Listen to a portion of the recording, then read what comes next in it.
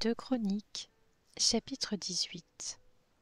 Josaphat eut des richesses et de la gloire en abondance, et il s'allia par mariage avec Akab. Au bout de quelques années, il descendit trouver Akab à Samarie.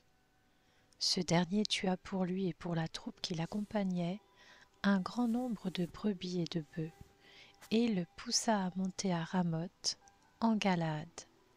Akab, roi d'Israël, dit à Josaphat, roi de Juda, « Veux-tu venir avec moi à Ramoth en Galaad ?»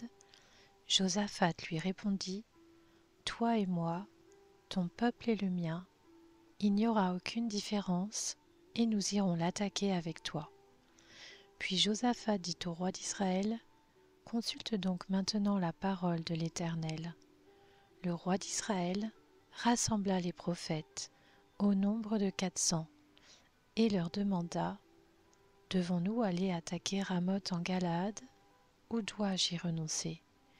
Ils répondirent, « Monte-y, et Dieu la livrera entre les mains du roi. » Mais Josaphat dit, « N'y a-t-il plus ici aucun prophète de l'Éternel, pour que nous puissions le consulter ?» Le roi d'Israël répondit à Josaphat, « Il reste un seul homme par qui l'on puisse consulter l'Éternel, mais je le déteste, car il ne prophétise rien de bon sur moi. Il ne prophétise toujours que du mal.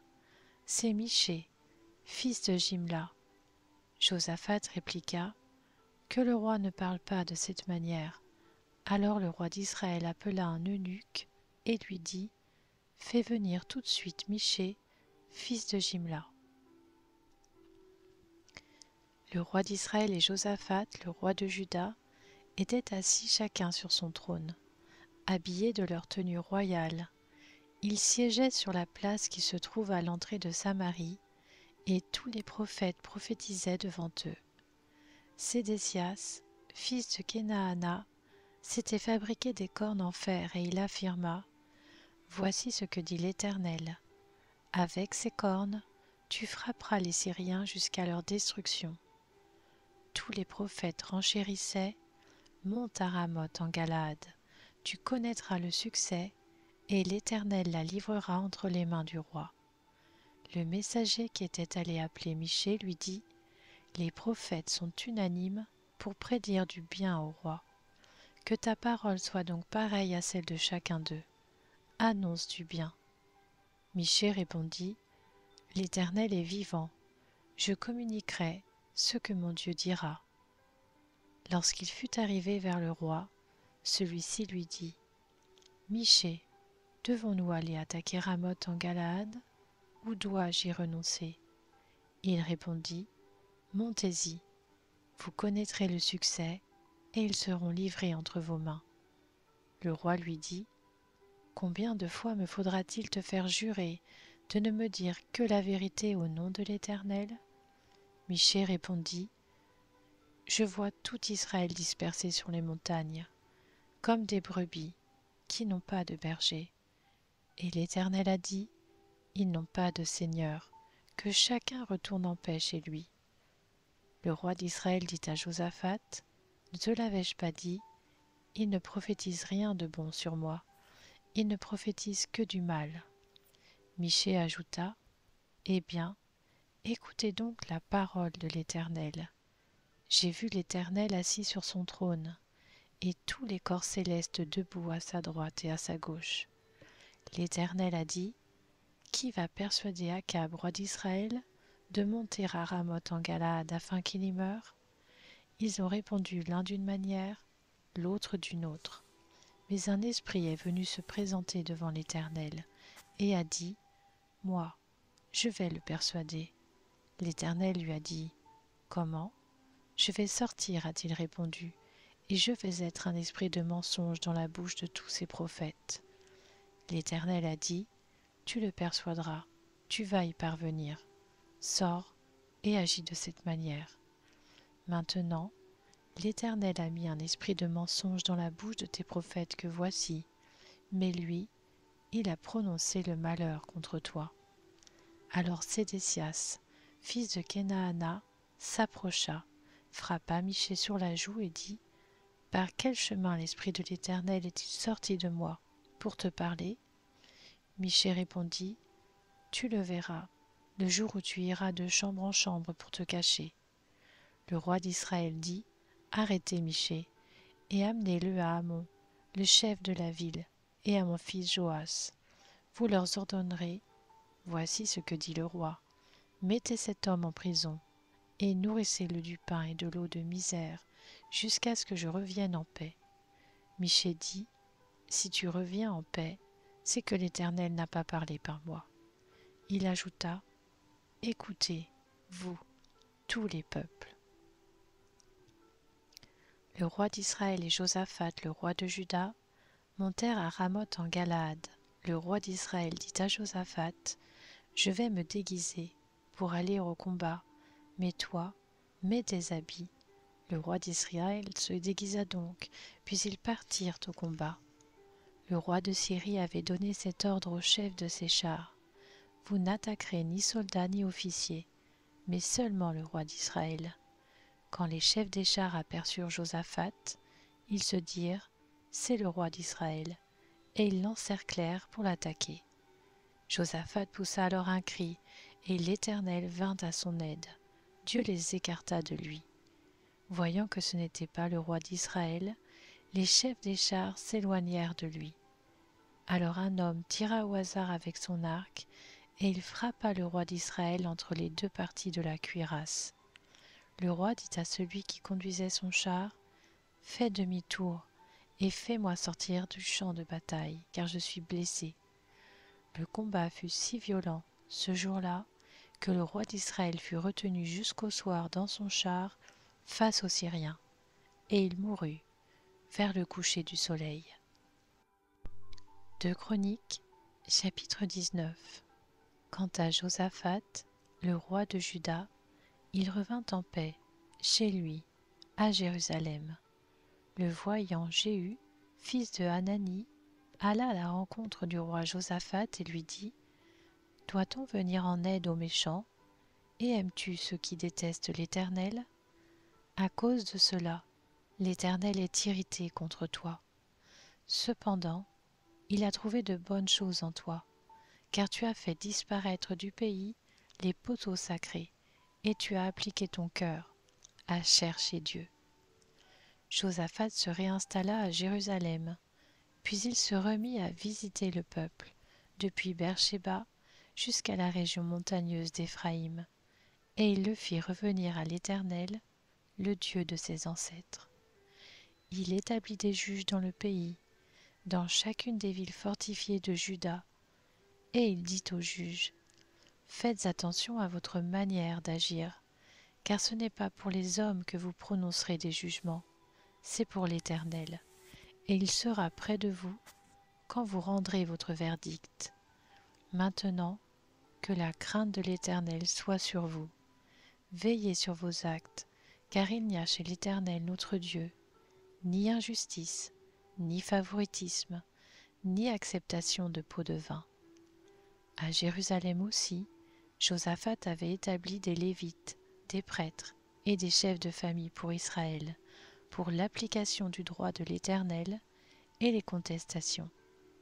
Ils revinrent alors à Jérusalem, et voici les ordres qu'il leur donna: « Vous agirez dans la crainte de l'Éternel, avec fidélité et avec intégrité.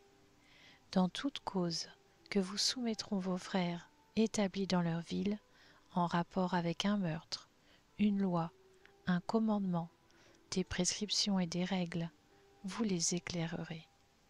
Ainsi, ils n'offenseront pas l'Éternel, et sa colère n'éclatera pas contre eux et vous. Agissez de cette manière, et vous ne commettrez pas d'offense. Vous avez à votre tête le grand prêtre Amaria pour toutes les affaires de l'Éternel, et le chef de la communauté de Juda Zébadia, fils d'Ismaël, pour toutes les affaires du roi. Vous avez aussi à vos côtés des Lévites comme magistrats. Montrez-vous forts et agissez, et que l'Éternel soit avec celui qui fera le bien. » 2 Chroniques, chapitre 20. Après cela, les Moabites et les Ammonites, accompagnés de Maonites, marchèrent contre Josaphat pour lui faire la guerre. On vint annoncer à Josaphat: une foule nombreuse s'avance contre toi, depuis l'autre côté de la mer, depuis la Syrie, et ils sont déjà à Hatzaston Tamar, c'est-à-dire En-Gedi. Josaphat eut peur et décida de chercher l'Éternel. Il proclama un jeûne pour tout Juda.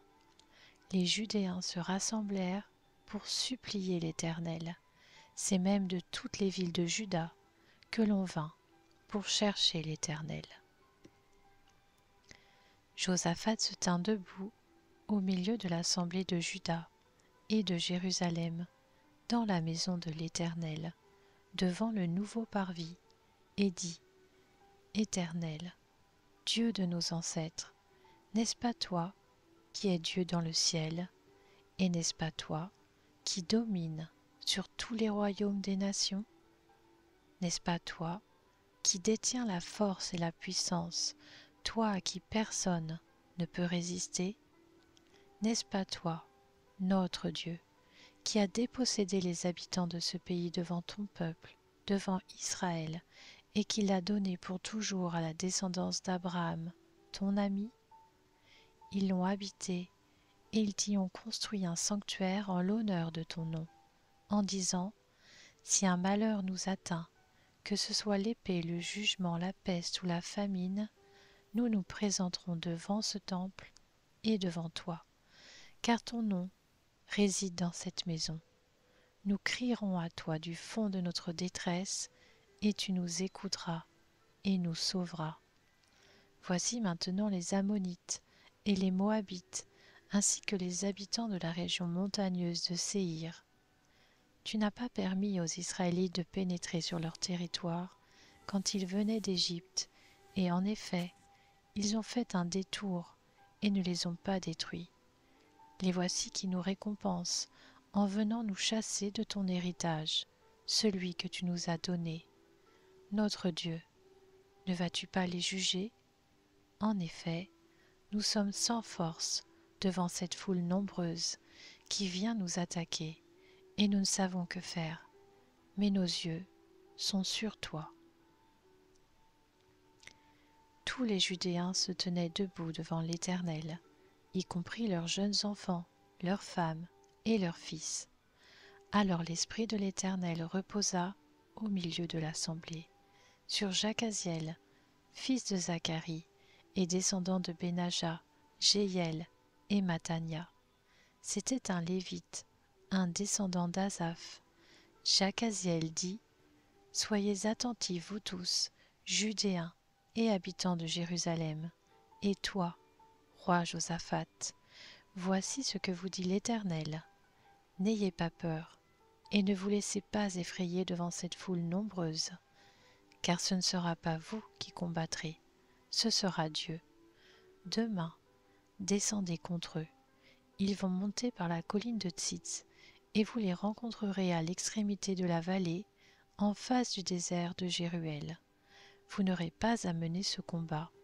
Prenez position, tenez-vous là, et vous verrez la délivrance que l'Éternel vous accordera.